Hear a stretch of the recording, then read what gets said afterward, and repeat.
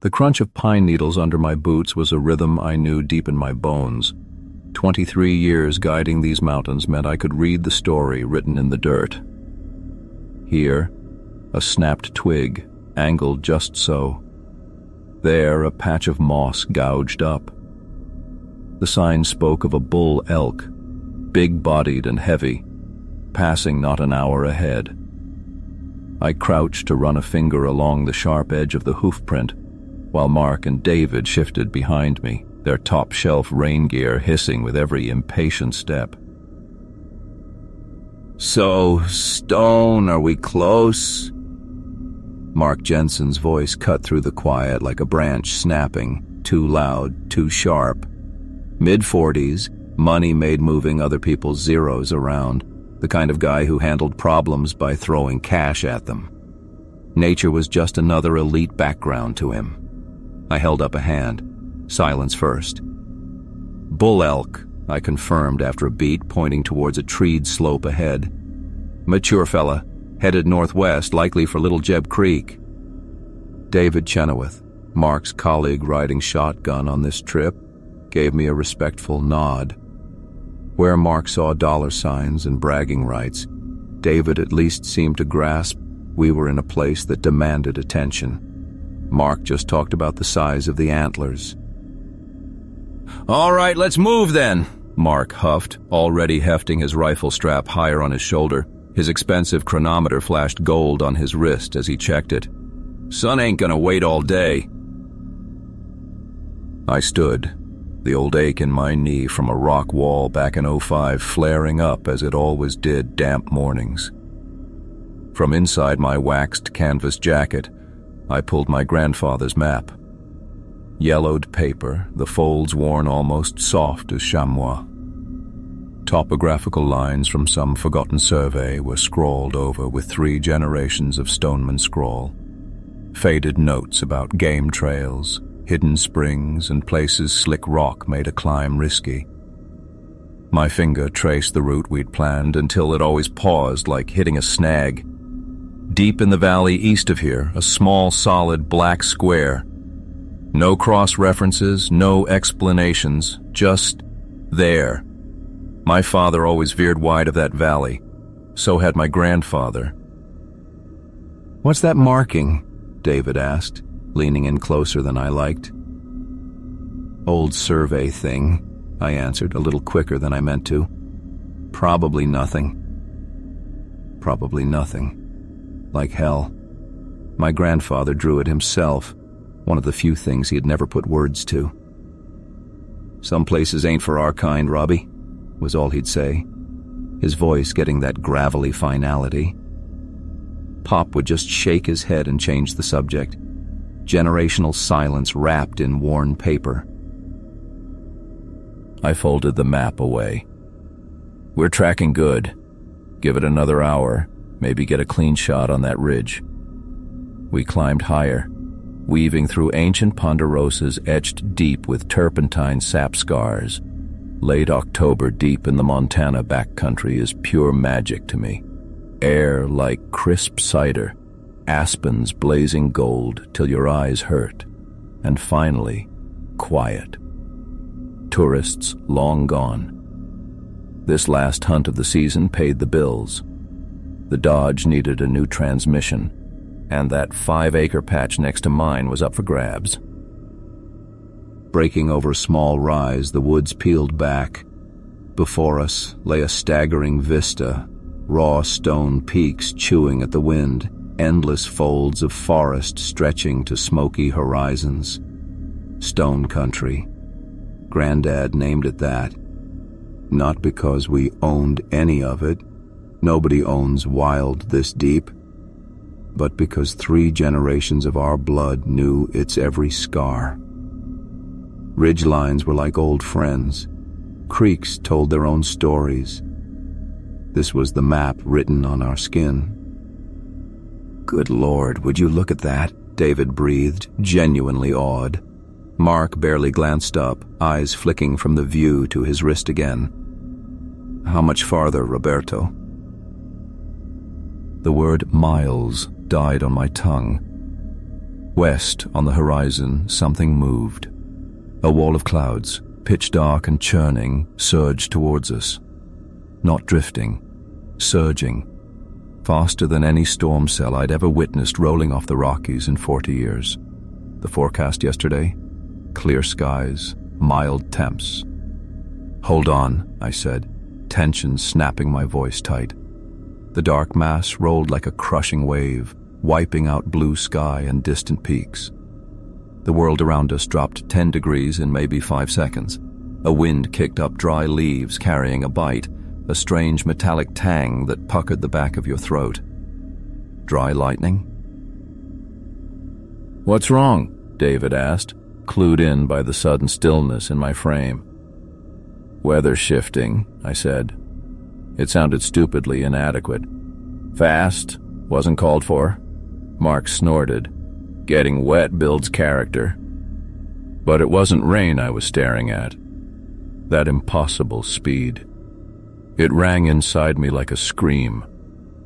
As it got closer, too close, throwing the world into shadow, I could see it wasn't just dark cloud. It was heaviness, snow, a whole blizzard forming out of thin, clear air. "Time's up," I stated, the command already in my voice. "We need cover, now." "Come on, you're spooking over Mark started. But the words froze as the first true gust hit. It slammed into us, hard-packed and vicious, spitting ice needles instead of snowflakes. I scanned the roiling front, a cold deeper than chill settling in my gut. This wasn't just fast. This wasn't natural. The wind exploded, howling through the trees. Snow fell thickly now. Within moments, visibility dropped. As I turned to head for cover with my clients, a brutal gust nearly knocked me down. With it came a new sensation, stark and sudden. The distinct feeling that we weren't just observed, but watched. Watched by something ancient, cold and indifferent. Something as much a part of these mountains as the stone beneath our boots. And in the back of my mind, as the snow stung my face, I saw that small, unexplained black square on my grandfather's map, buried deep in the Forbidden Valley.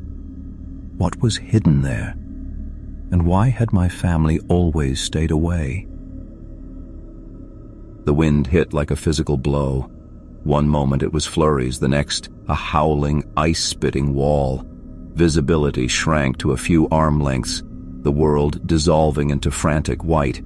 The cold turned inside me, sharp and sudden, and I felt nasal hairs crackle as they froze. "Jesus Christ!" Mark yelled, his voice ripped away by the gale. "Is this normal?" I'd seen storms boil up fast in the Rockies, but this felt made, spawned. That metallic grit on my tongue was stronger now, like sucking on rusty nails. "Shelter!" I yelled back over the roar. "Find cover, now!" David shook like a wet dog, numbly pawing at his pack. "The forecast said..." "To hell with the forecast," I cut him off. "This wasn't in the forecast." I yanked out the satellite phone. $2,000 worth of tech that had never let me down. Dead. Solid black screen. Not low battery. Just dead. "GPS is toast," Mark shouted, holding up his useless unit, real panic in his eyes now. "Mine too," David confirmed, voice trembling with cold. 3 pieces of gear, lifeless all at once. A deeper chill settled in my gut, separate from the murderous cold stealing over my skin. "Stay tight," I ordered, fumbling my grandfather's map out of its case despite the wind trying to tear it away. "Your buddy stays within grabbing distance." The snow didn't just fall, it suffocated. It blanketed sound, leaving only the muffled whoosh of the wind and our own ragged breathing in an unnerving quiet. Sound had texture here, thick and close. Within minutes, snow dragged at our boots like mud. 5 minutes later, it was past our calves, pulling harder with each step. I squinted at the map, tracing the line marking our supposed position. Miles from our cached gear drop, stranded on a mountainside where the wind had teeth. The temperature was plummeting like a dropped rock. Had to be around 0 already, falling faster than seemed possible. Mark tripped over nothing, arms pinwheeling before catching himself on a pine trunk. His designer gear, built for crisp autumn mornings, was already losing its fight. His lips were fading towards purple. Half hour, maybe less, before the cold starts sucking the sense right out of us. I forced out with calm I didn't entirely feel. A jolt of pure, unfamiliar fear shot through me. My eyes kept pulling back to the map, drawn to that small, deliberate black square, my family's forbidden quarter. Valley of whispers and warnings. Sanctuary, however creepy, had to be better than freezing to death out here. There was nothing else. No alternative. The weight of my grandfather's prohibitions pressed hard, a lifetime of habits screaming to stay away. I crushed it down. New plan, I announced. We head down, into that valley east of here. Valley? David asked, his words starting to mush together. Bad sign. I pointed downhill, towards a depression swallowed by dense timber blurring in the white chaos. Got it marked. Should be shelter. How'd you know about it now? Mark demanded, the arrogance replaced by raw fear. Accusation sharpened his voice. Because my grandfather wouldn't hunt within a mile of it. Because Pa steered me sharp away when I once looked over the ridge. Because 3 stones pretended this valley just didn't exist on their map. Off the grid's all, I mumbled. It's that or ice statues. Fighting downhill through knee-deep snow was brutal. Everything hid beneath the shifting powder, uneven rock, rotten logs, sudden dips. The wind pushed back violently, like a cold hand shoving us up the slope, away from the valley, away from the black square. The deeper we went, the stranger the storm became. The wind's howl faded, replaced by a thick, tangible silence. Snow began falling in impossibly large floating flakes, drifting down as if underwater. Light faded, blocked by the towering ancient pines and the heavy air. Something's off here, David whispered. His voice cut through the quiet, unnervingly sharp. Feels like being watched. Mark spilled face first into a drift. Hauling him up was like dragging dead weight. His movements were thick, clumsy, dangerous stage. Time ran fast now. I checked the map again, fingers clumsy as sausages barking against the cold. The black square should be near. But what if it was just a lie? A warning carved in ink? What if there was only deeper cold and trees down here? Hands gone, Mark slurred, his words barely words. That's when I spotted it, a slumped dark form through the veil of white. Half buried. A building. Relief rushed in, hard and hot, followed instantly by a dark surge of unease I couldn't shake. There! I pointed, voice cracking. Shelter! Closer, the structure resolved itself. An old cabin, made from logs so dark they looked charred, like funeral wood. Old. Older than any settler's claim here. It seemed forged from the mountain's deepest bedrock millennia ago. No windows showed on this side, just a low door choked by a drift. We flopped towards it, driven by need. the feeling of being watched growing with each step. This was it, the black square beneath my grandfather's printing, the place we weren't ever supposed to come. I reached the door first, scraping snow away from ancient ironwork, a handle polished smooth by generations I didn't want to imagine. I stopped dead, hovering. Every primal nerve was sparking, screaming, "Turn back." Blizzard's better, safer. Mark slumped heavily against my shoulder, barely a human shape in his oversized parka. David swayed nearby, passed shivering into dangerous stillness. Breathing looked like a conscious effort. No choice. None. I grabbed the handle. Cold lanced through my thick gloves like poison glass. For an instant it wouldn't budge. Not frozen, but unyielding, hesitating, a gatekeeper judging unfit souls. Then, with a low groan that sounded far too much like resignation, it gave. The door swung inward on unseen hinges, revealing pure blackness inside.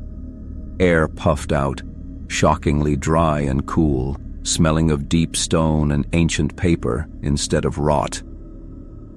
"Get in," I ordered, choking back the gorge rising in my throat, ignoring my guts churning. "Quick!" David helped me wrestle the near-senseless Mark through the threshold. Before I ducked inside, I cast one last look back, blinking snow out of my eyes. Movement, just for a fraction of a second, through the thick sheets of white, deep near the tree line. Tall, impossibly thin, watching us enter. It vanished almost instantly, swallowed by snow that seemed to slam back into place. No time to think, only move. I shoved Mark the rest of the way in behind David and stepped across that boundary stone into the waiting dark. I hauled the heavy slab of wood shut behind me. The latch clicked home. It sounded final, like stone sealing a tomb. Darkness took us the moment we crossed the threshold, thick and absolute. The screaming wind cut off like a slammed door, leaving my ears ringing in the sudden, oppressive silence. My fingers, clumsy with cold, fumbled for the flashlight. Its beam cut through the gloom, sweeping across our refuge. Beside me, David sucked in a sharp breath. Jesus. The cabin was a single box of a room, maybe 20 feet square. Walls rose around us built from ancient logs, blackened and seamed like charcoal. They looked fire-touched, impossibly old, yet felt rock-solid under my shuffling touch.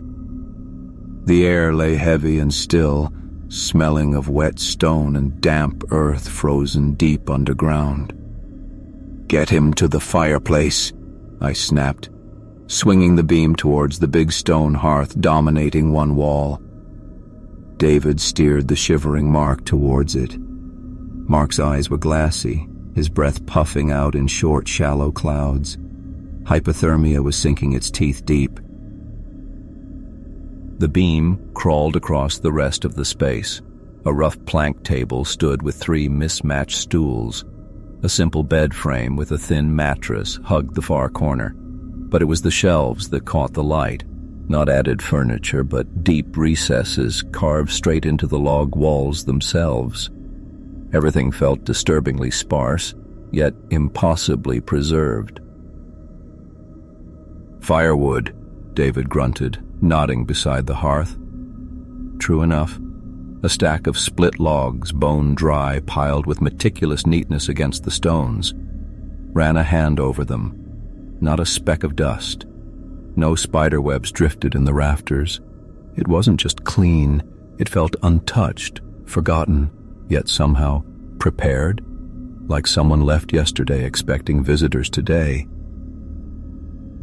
"Check those shelves," I told David, kneeling to inspect the hearth.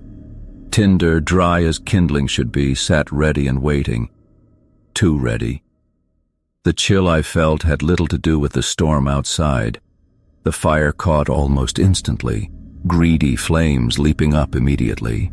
The sudden orange light pushed back the dark, but only deepened the shadows huddling in the corners. Mark groaned, managing to shuffle himself closer to the radiating heat, a desperate animal seeking warmth. "Roberto." David's voice pulled me over to the shelves. He stood facing them, my flashlight beam gleaming on rows upon rows of unmarked tin cans filling the deep recesses. Every shelf was packed. Dozens of cans, all sizes, their tin gleaming like new. No dust, no rust, not a single label. Just anonymous metal. What kind of place is this? I had nothing for him. My grandfather's map had only ever held a small, black square here. No details, no legends, just an unspoken imperative. Stay away. Now that avoidance made a different, colder sense. This valley held a wrongness that settled into your bones. "Priorities," I said, forcing the unease down deeper. "We need heat, warmth, food." Check Mark's fingers and face for frostnip. "I'll get water. Moving towards a rusty hand pump mounted near the snow-shrouded window, something else snagged my attention. On the inside surface of the heavy front door we'd barreled through, deep scratches carved into the wood. They looked raw and fresh, impossible against the cabin's antiquity. "Replace what you take, leave more than you found." He counts. A separate chill, sharp and dry-iced, ran straight up my spine, pure dread. David had followed, peering over my shoulder. "What's that supposed to mean?" "It means," I said quietly, tracing the crude letters with my light beam, "we're not alone here, and there are rules." While David knelt beside Mark, working gloves off to examine his hands, I gripped the iron pump handle. It groaned like an old bone, once, twice, then spat out a stream of perfectly clear, ice-cold water that splashed into the stone sink basin. I filled our canteens to bursting. Then, steeling myself, I grabbed one of the medium-sized cans at random, soup can size, slid my belt knife under the edge and pried the lid back with a dull screech. Beef stew. It smelled rich, savory, with chunks of meat and vegetables. No trace of rot, no metallic taint, preserved past any reason. David watched me pour it into our small cooking pot over the fire. "That's safe?" His voice was flat, weary skepticism warring with necessity. "Better than freezing," I muttered. Wasn't seeing any five-star kitchens out here. The rich smell of the warming stew filled the cabin, mingling oddly with the stone dust and wood smoke. It finally coaxed some life back into Mark. He pushed himself up straighter, spooning the hot mush gratefully. Color slowly seeped back into his cheeks. "Heaven," he mumbled around a mouthful. "Seriously, fancy rich guy wilderness lodge bullshit. Who stocks a place like this?" My eyes automatically flicked to the door. The deep carvings hidden by the firelights dance over the grain. "Don't think it's stocked," I said. "Not by anyone human anyway. Not long term." "Quit spooking yourself, Stone," Mark scoffed, but his glance darted nervously towards the snow-blanketed windows. "Probably just some over-prepared hunter with deep pockets. Had to bail when the storm hit, left their stash." David shook his head slowly. "Doesn't fit. The wood? Perfectly dry? These cans? Not a spot of rust? This place feels stopped, frozen in time." "It feels old," I corrected. "Older than any hunter camp, like something that keeps its own calendar. a place where a debt wouldn't be measured in dollars. We laid out our sleeping bags close to the radiating warmth of the now dwindling fire. Outside, the wind had finally died, replaced by an absolute smothering silence, broken only by the soft crackle of the embers. I volunteered for first watch, though what exactly I was guarding against, I couldn't name. Monsters don't always need doors. I settled back against the unyielding log wall facing the heavy door. The fire was low, painting the room in flickering orange and deep shadow. The carved letters seemed to drink the light, becoming black wells in the wood. Replace what you take. Leave more than you found. He counts. It was the utter simplicity, the cold finality of it that scraped my nerves. Not a threat, just a statement. Rules, with consequences hiding in the unspoken spaces. That unsettlingly tall shape I'd glimpsed. Figment of hypothermia, or him, the one who counted. Mark snored softly. David's breathing was too restless for sleep. I tallied our borrowings, a grim inventory. Firewood consumed, water drunk, canned stew eaten, warmth stolen from an unnerving hearth, resources taken, and the rule demanded replacement. With interest. Tomorrow we'd have to pay, cut wood, refill the basin, leave a bigger pile, something extra. I just prayed. To what? The indifferent forest? The thing behind the carvings? That he'd accept our offering, that he wouldn't measure the cost differently. The firelight guttered lower, sinking the corners deeper into gloom. The wooden wall against my back. It didn't just feel solid. It felt like it pulsed. A slow, almost imperceptible thrumming. A vibration traveling through the ancient timber. Like resting against the ribs of something enormous and ancient. Something that had led us inside to shelter from the killing freeze outside. Something settling its cold gaze on us. Tallying the first column of figures. Expecting repayment. The cabin felt harder in the slatted gray light of morning. That lone window offered no warmth, only dust motes swirling where the pale sun hit. Mark was already making a show of stretching. "Wood floor," he groaned, rubbing the small of his back dramatically. "Next time I freeze my ass off, remind me to pack an air mattress. Are we finally getting out of this trap?" I pulled myself up, my stiff back complaining. The cold had seeped into my bones despite the fire. The gouged letters on the door were even more visible now. The wood around them darkened like old blood. "Yeah, we're getting out," I said, forcing the roughness out of my voice. "But first, we square up." David had his sleeping bag half rolled. "He means the rule," he told Mark. "We used wood, ate food. We gotta replace it. Leave something extra." Mark let out a sharp bark. "Rules for this dump? Stone. The only rule here is don't let the roof fall in. Place is falling apart." "It's got rules," I said flatly, pulling on my stiff outer layers. My own certainty felt heavy. Outside, the world was buried deep under snow, blank and glaringly bright under a sharp blue sky. Shouldering the axe handle felt like picking up a burden. I pushed a path through snow up past my knees, biting clear cold air, helping me focus. I chopped and chopped.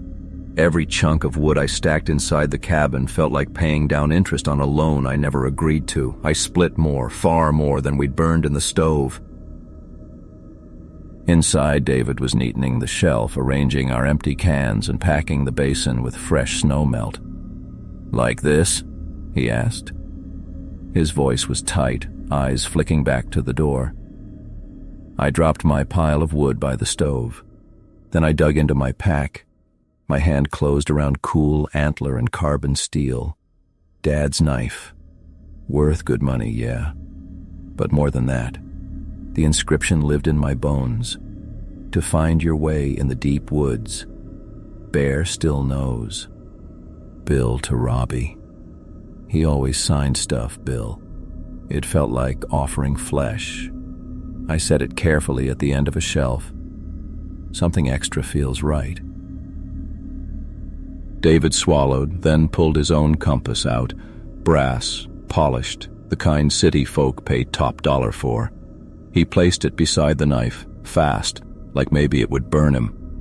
Mark just watched, shaking his head, disbelief turning into something uglier. You're seriously dumping gear? Because of some babysitter's note carved on a door? He snorted. This old pile of logs got you two shitting your pants? Seriously? Mark, I kept my voice low and level, the one that usually shuts people up. 23 years. Guiding folks through these mountains. My father did it 30 before me. My grandfather started it. Times change, but the mountains don't. That feeling? That little stone in your gut telling you something ain't right? You learn to hear it. Or like my granddad said, the only guiding you do is worms back to the dirt. Mark's face twisted into that half-assed grin with nothing behind the eyes. Right, scared rocks and ghost rules. Whatever keeps the billing hours high, Stone. He shoved past us to grab his pack. I cinched mine tight, the cold dread settling back in as David and Mark hoisted their gear. The air inside the cabin felt thinner now, less oppressive, like the weight of expectation had lifted maybe an inch, or maybe just moved. Then I saw Mark. He'd lingered near the shelves while David stepped out the door. It wasn't him tidying. It was a furtive undoing of some buckles, a quick shift as he heaved his pack onto his shoulder. The movement had all the subtlety of a thief at midnight. My insides iced over. Everything okay, Mark? He spun, face tightening for a half-second before relaxing into false surprise. Yeah, just double-checking. Don't want to leave my wallet, do I? He forced another chuckle, pushing past me towards the doorway, light flashing off the metal top of a can I hadn't seen him pack, jammed right at the top flap. Mark. My voice dropped, scraping like gravel. What did you take? He stopped on the threshold, silhouetted against the biting cold outside light. Peaches, he tossed over his shoulder like it was nothing. A joke. One goddamn can. Shelf was full of them. Juicy, sweet. He patted the top of his pack over the lump. Consider it a service fee against what you're about to charge me for this near-death experience. Put it back. Each word felt like gouging rock. His expression hardened, the mask slipping. Go to hell, Stone. It's fruit. You're making $3 grand walking us around like toddlers. One goddamn can of peaches is not a talking point. He scanned my face, saw the hesitation, the guide instinct wrestling with the superstitious fear. Payroll issue. Add it to my bill. I said put it back, David snapped, finally catching on, poking his head back in from the cold, his voice tight with panic. Stone, make him! Mark saw my split-second stall, the ingrained reluctance to turn a client confrontation into a brawl when we needed to move to survive. He deliberately turned away from me. David, stuff it, he muttered. This paranoid shit doesn't change the fact that we need to hike, now, unless you want to starve at Snow Airbnb. In that heartbeat of indecision, caught between freezing Mark to the spot and the need to just get everyone moving and safe down the mountain, Mark bulled past me, out the door, shoving David aside to get clear. The temperature drop outside wasn't just cold. It felt jinxed, thick and watchful. David plunged after Mark, his footsteps crunching heavily in the fresh powder. I lingered just for one breath longer. I turned my head, looking back inside the cabin carcass. The shadows in the far corner seemed full. Not deep black, but denser, taller, shaped. Like a man standing dead still. Impossible. My heart hammered a jittery beat against my ribs. I slammed the door on instinct, the echo sounding horribly final before I waded after the others, the snow dragging at my boots. "Which way, Stone?" David called back, his breath fogging thickly. He sounded on the edge already. I pulled the worn map, the paper stiff under my gloves. The land out there, it jarred. The peak ahead looked right, a familiar spur, but the ridge beside it seemed cut sharper, wrong-angled, like seeing your own reflection gargling with tacks. My head pounded. Northeast. My voice didn't sound like my own. Pointed towards a gap in the trees, trusting the paper more than my own eyes. That should find yesterday's track. Webbed shadows, impossibly deep in the white world, climbed us as we moved. Each step sank us hip deep. The eyes. I couldn't shake the feeling of eyes boring into my back. Loyalty made me look back. The cabin was nearly swallowed by the trees. Smoke should be curling from the makeshift chimney. It wasn't. But in that one dark pane of the window I saw it. Or my terror drew it. Shape.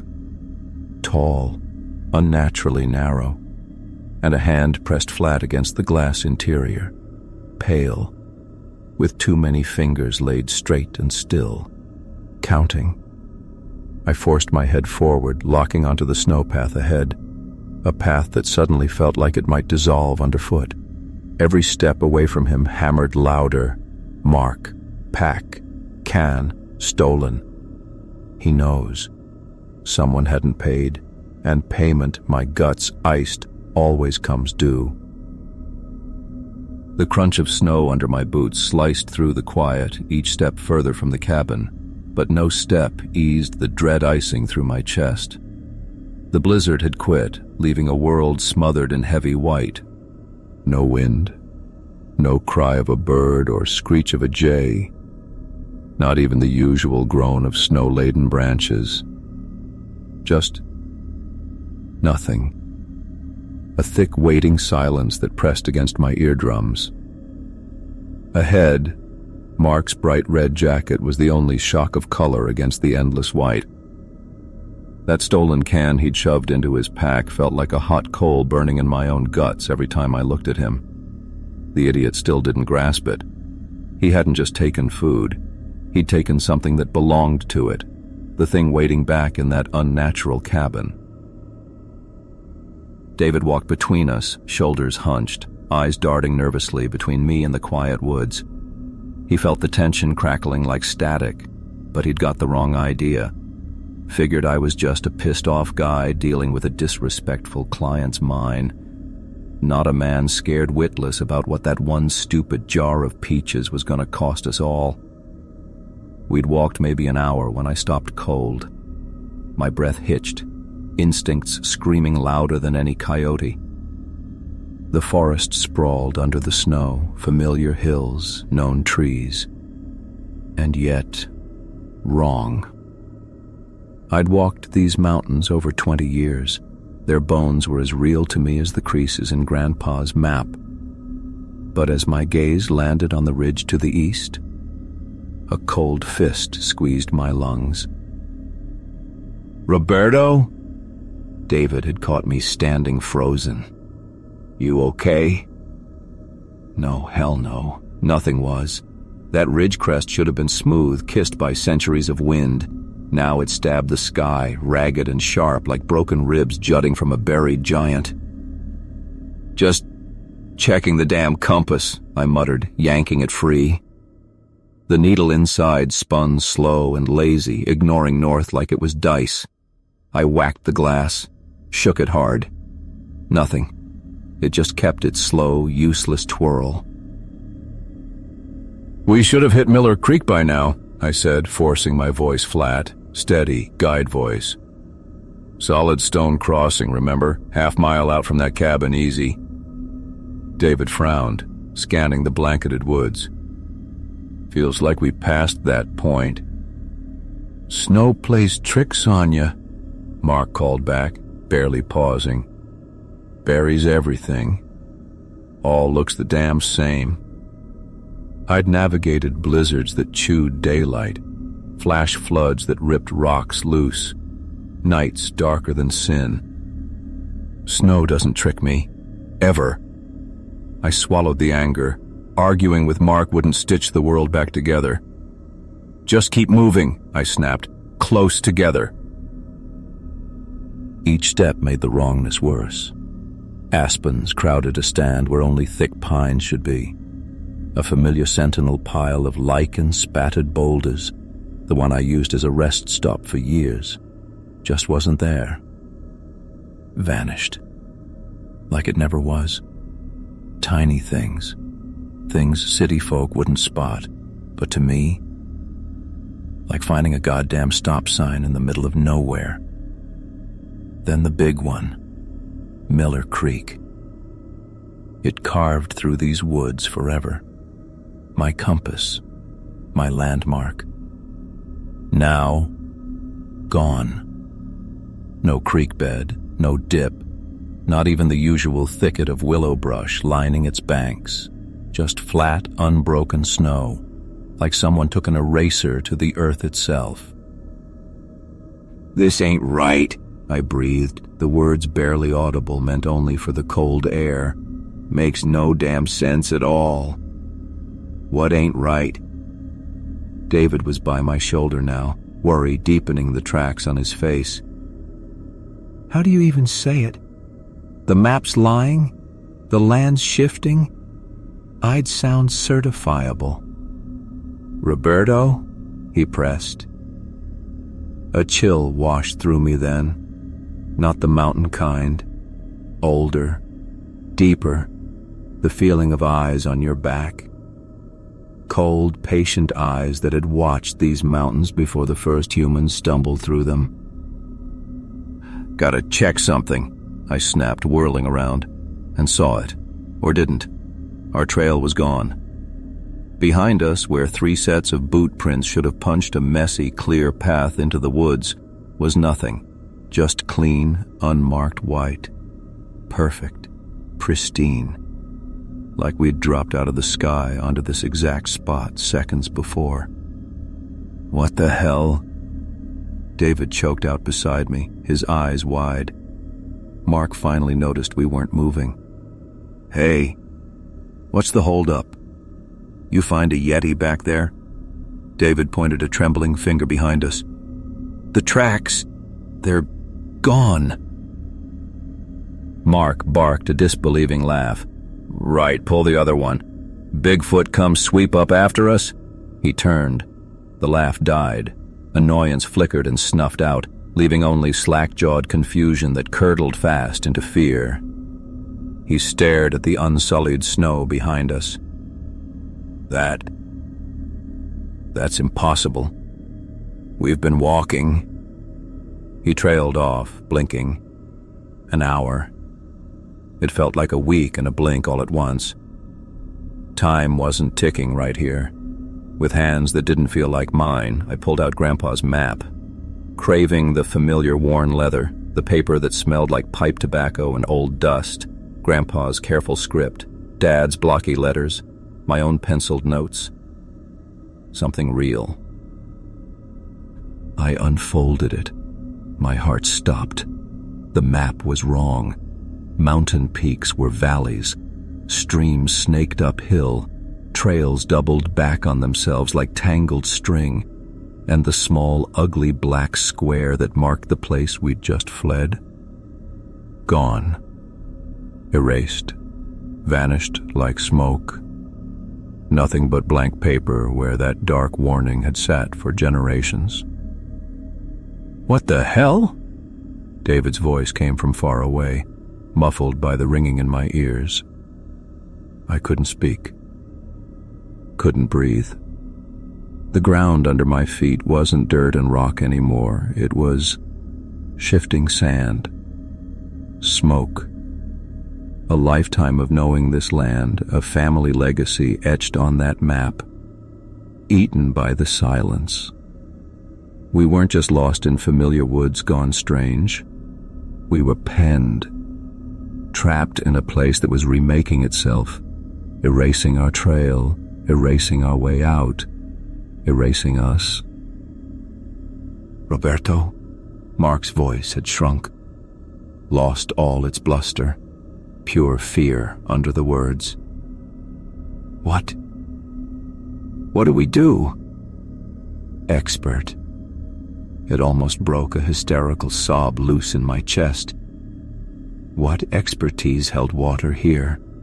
What lesson covered reality flipping over? Numb fingers folded the paper trap, had to move, needed direction, somewhere, anywhere, even if the whole world was playing tricks. "We walk down," I said, voice rough as gravel. "Find water. Water follows the dips. Valleys lead out. Guide talk. Rote. Meaningless. Tasted like cinders." We started moving again. The forest silence felt heavier now. Alive. Watching. My neck prickled, every hair standing rigid. My body screamed what my mind fought. We weren't lost. We were being pushed, driven, like dumb animals before a hunter who had all the time in all the world.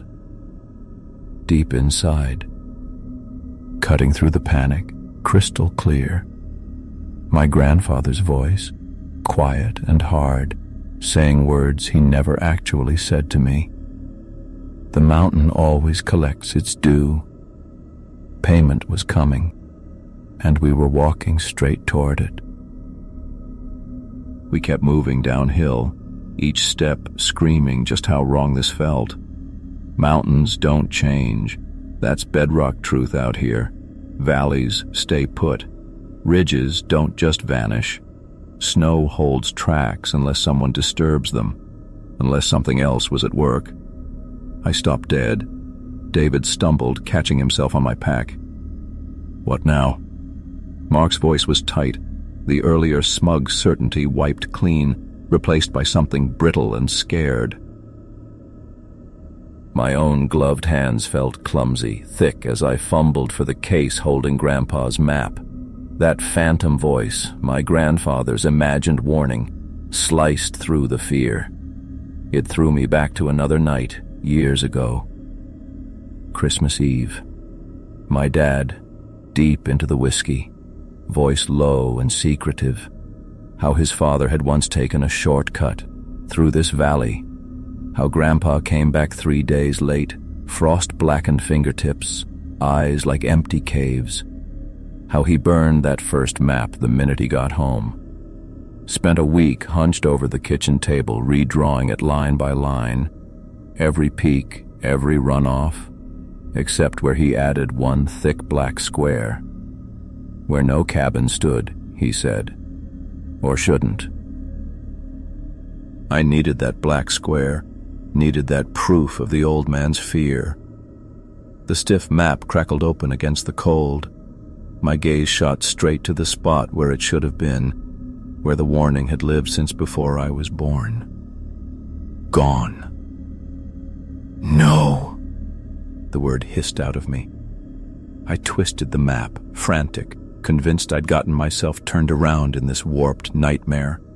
No, no way. Jesus, Stone, what? Mark demanded again, crowding closer. I barely heard him. The square wasn't just gone. The paper where it had been was blank, smooth, but scribbled right on top of that emptiness, impossibly fresh and dark, unsmeared by snow or grease or time, was a different kind of mark. Crude, stark, an open hand.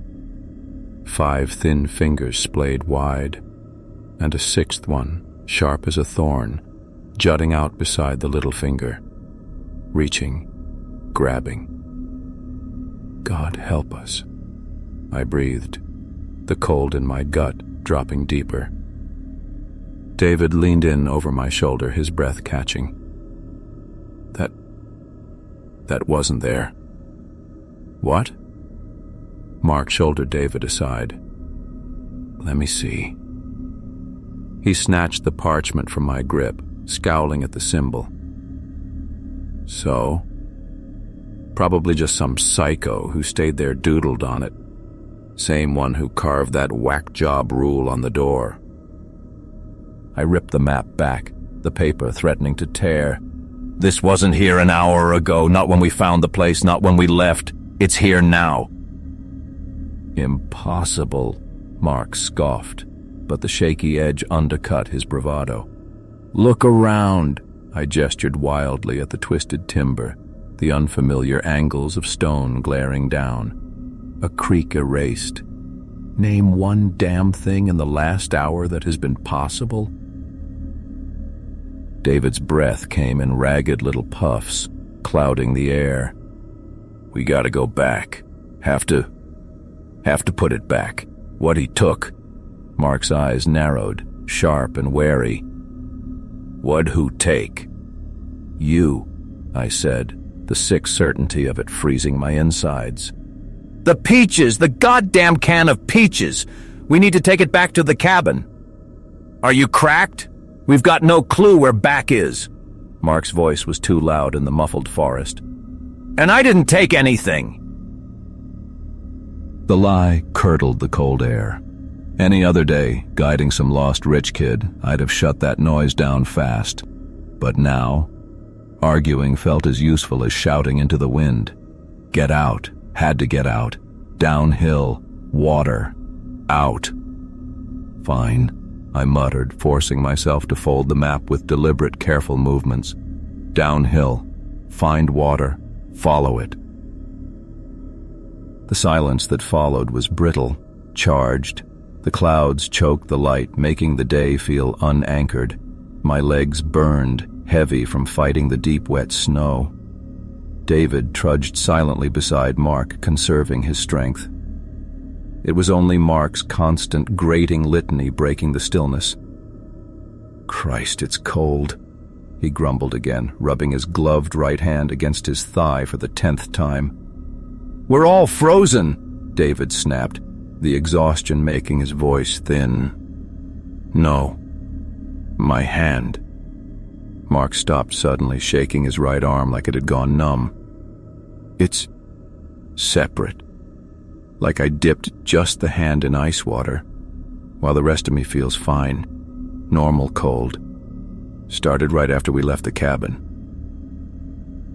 That crawling chill was back, scuttling up my spine. Nothing to do with the mountain air. Take the glove off. What? Screw that. It's freezing. Take it off, Mark. Something raw in my tone cut through the panic twitch in his shoulders. He hesitated, grimacing with the effort of unclenching his fingers, then slowly peeled the thick glove off. His hand looked fine. 5 familiar fingers. Skin flushed pink from the cold, maybe, but whole. No blackening, no frostbite blister. Yet the hollow feeling in my gut didn't ease. See? Mark said, flexing his fingers stiffly. Bunch of fuss over nothing. Snow must have seeped in before. I didn't buy it. The 6-fingered claw on the map burned bright behind my eyelids. Glove on. Keep moving, I ordered. We pushed forward, the grade finally softening. Then, cutting through the dreadful, quiet, blessed music, the sharp rush of running water, "Water," David breathed, real exhaustion in his voice, but a spark beneath it. Mark didn't seem to hear. He'd frozen again, his face tightening into a mask of pain. He stared at his gloved hand, cradling it against his chest. "It's worse," he whispered, his voice tight. "Not cold anymore. Burns. Like someone pressed a cigarette lighter straight into my palm." "Almost there," I said, forcing the calm guide voice, the cold dread coiling tighter. We rest at the water. "You don't get it," Mark blurted. His eyes were wide, stark white around the pupils. Terror. "Something's wrong inside." He ripped the glove off again, a sharp cry escaping his lips. This time there was no pretending. A dark splotch, quarter-sized, like a deep, nasty bruise near the center of his palm. Sick purple-black blooming under the skin. What is that?" David whispered, stumbling closer. "Frostbite? Stone?" Panic made Mark's voice climb sharply. "Is it frostbite?" I'd dealt with frostbite, countless clients. This wasn't that. Frostbite doesn't form a perfect circle dead center on your palm, ignoring your freezing fingertips. Frostbite doesn't start shooting out thin, inky tendrils that pulsed visibly under the skin as we stood there. And frostbite sure as hell doesn't cause the sensation he described a beat later. "Pressure," he choked, eyes locked on the spreading stain, trapped fascination warring with horror. "Something pushing from under my skin, trying to get out." The mountain always collects its due. I stared at Mark's ruined palm, at the thing forcing its way up from inside, and knew with cold, sickening dread exactly the payment the mountain demanded. Mark stared at his palm, his face crumpling. That bruised, dark patch wasn't just spreading, it was devouring his hand. In the few seconds he'd stared at it, the blackness had swallowed his entire palm and was crawling up his wrist like spilled ink soaking into paper. What the hell is this?" His voice cracked, thin and high. "Stone, what's happening?" I couldn't speak. My throat locked tight, watching the impossible unfold. 23 winters in these mountains taught me frostbite. Slow creep of cold death, red, then white, then maybe black over days if you were unlucky. This was immediate, aggressive, wrong. "We need to warm it," David choked out, fighting for control. He fumbled in his pack, pulling out a chemical heat pack. "Get the blood flowing." Mark screamed before David could get close. A raw animal howl ripped through the silent trees. He grabbed his wrist with his good hand, folding in half. "It's moving," he shrieked. "Something's moving inside." That's when I saw it. Dead center of Mark's blackened palm, the skin bulged outward, not like swelling, but like something trapped was pushing hard against the underside. The bulge pulsed once, twice, then split open with a sickening, wet rip. A thin, pale shape pushed through the opening, no longer than a child's pinky finger, but unmistakable. A finger. Bloodless and withered, the color of old bone, tipped with a tiny, perfect nail. David spun away, retching into the snow. The new finger twitched once, curling and uncurling slowly, like it was testing the air. Then it slid further out, gaining another quarter-inch as we watched, frozen. The flesh around it wasn't bruised anymore. It was pitch black, cracked like sun-baked leather. Dark veins, thick as spider legs, pulsed visibly up Mark's forearm, tracing paths beneath his skin. "Cut it off!" Mark begged, thrusting his mutating hand toward me. "Please, Stone, cut the goddamn thing off." I stumbled back a step. I can't." "Why not?" Spittle flew from his lips. "Because it's not a growth," I said, the terrible truth clicking into place with cold finality. "It's payment." David wiped his mouth with a shaking hand, pale as the snow. "What are you talking about?" I couldn't tear my eyes from the sixth finger, now fully emerged from Mark's palm. It flexed deliberately, bending at the knuckle. The words gouged into the cabin door hammered inside my skull. "Replace what you take. Leave more than you found. He counts." "The can," I said, my voice flat, hollow. "You took that can from the cabin." Mark's face twisted. "So what? It was just peaches, old stupid peaches." "And now you're giving something back," I said. "Something more than what you took. The cabin. The thing that rules this place. It's collecting." The sixth finger curled inward sharply, then snapped straight like a sprung trap. Mark screamed again, dropping to his knees in the snow. "That's insane!" David yelled, desperation edging his voice. "This is infection! Gangrene! Look at it!" I cut him off, my voice rising despite myself. "Really look. What infection sprouts a whole new finger in minutes? Spreads like that?" I jabbed a finger toward the black veins pulsing all the way to Mark's elbow. David stared, mouth working soundlessly. No words came. Mark stopped screaming. He slumped in the snow, rocking back and forth, eyes glazed and vacant as he stared at the horror grafted onto his hand. The new finger was longer than his others now, stark bone white against the rotting black of his palm.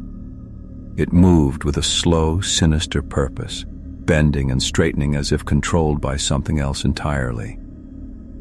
"We need to get back," I said finally, forcing the words out. "Back to the cabin. Return what you took." "We can't find it," David whispered, his voice small and lost. "The map changed. The trail's gone." He was right. The forest had folded in on itself, swallowed the path. The black square on my grandfather's map had vanished, replaced by that crude drawing, an open hand with 6 fingers, exactly like the thing growing out of Mark. "It won't let us go back," I said. The certainty was ice in my veins. "The transaction can't be stopped now." Mark suddenly scrambled to his feet, eyes wild. "I'll give it back. I'll find that shack and dump those peaches right on the doorstep." He tore through his pack like a madman, gear spilling into the snow. Then he froze. Slowly he looked up at me, his eyes huge, pupils dilated with pure terror. "It's gone," he whispered.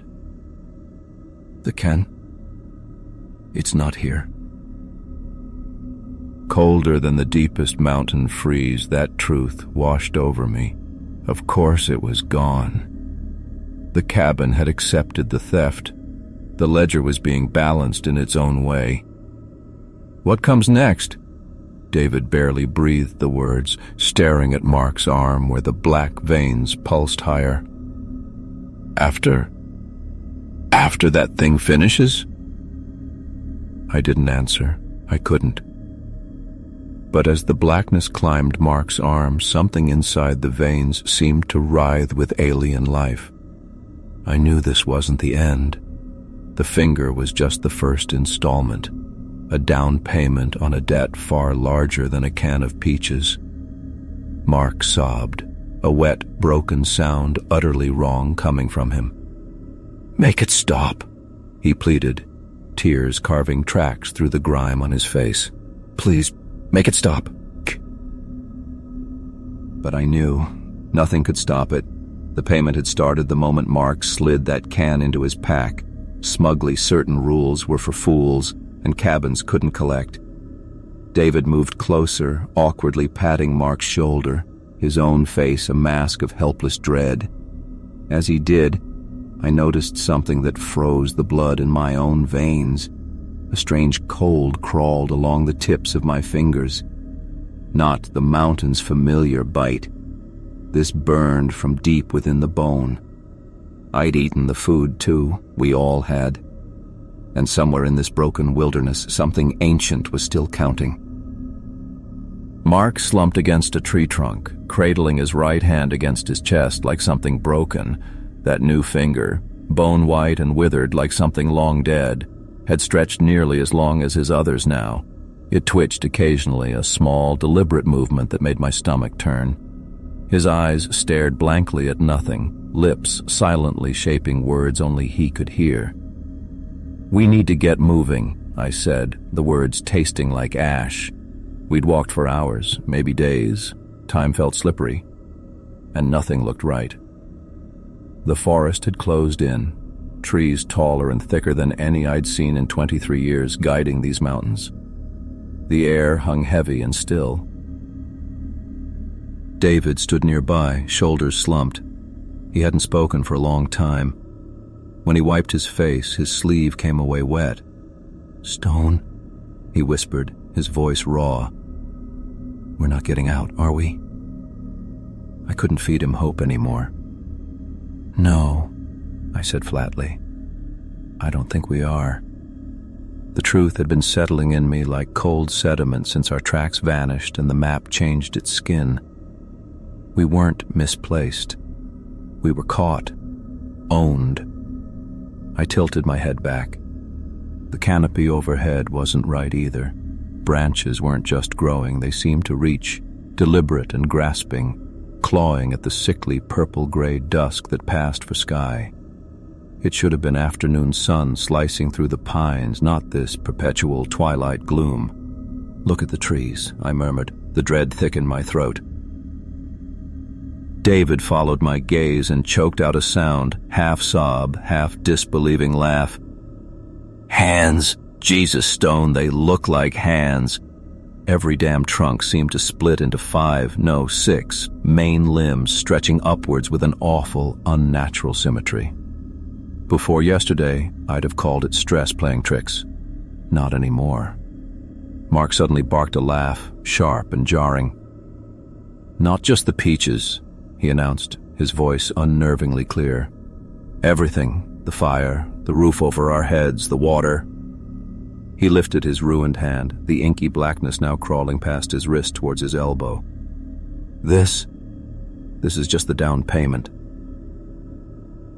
Cold dread, deeper than any mountain chill, flooded my gut as the pieces clicked.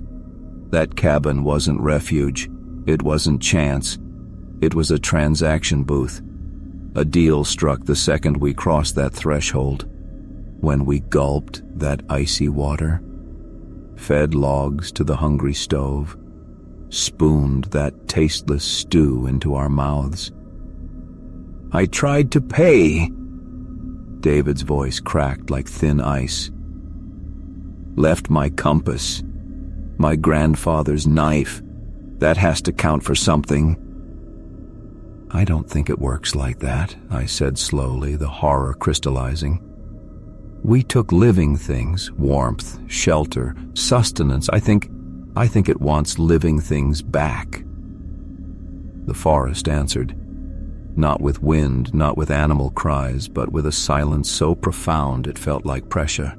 The trees seemed to lean in, their 6-fingered shadows stretching long and dark across the untouched snow. David crumpled to his knees, burying his face in his hands. "What do we do? There has to be something." I had nothing. 23 years navigating these peaks. 3 generations of stone men learning the land's rhythms. None of it touched this. My grandfather's muttered warnings about the valley weren't just superstition. They were a shield. Some knowledge isn't meant to be passed down. It's meant to be endured. Then I felt it. A faint, deep prickling in the tips of my right hand. Easy enough to dismiss as cold. I ripped off my glove. The skin looked normal, pink from exertion. But that burning chill beneath the surface, digging in, it was unmistakable. Exactly what Mark had described before the blackness came. "Roberto!" David stared at my face, his eyes wide with dawning terror. I flexed my fingers. The cold burrowed deeper, settling into the bones.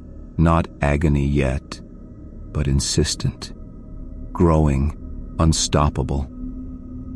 "He counts," I breathed, the awful simplicity of it finally clear. We all took more than we gave. Movement flickered between the distant, two tall trees, an impossibly thin shape glimpsed for a heartbeat, limbs too long ending in clusters that weren't hands. Counting, always counting. The cold spread through my hand like ink in water. Payment had begun.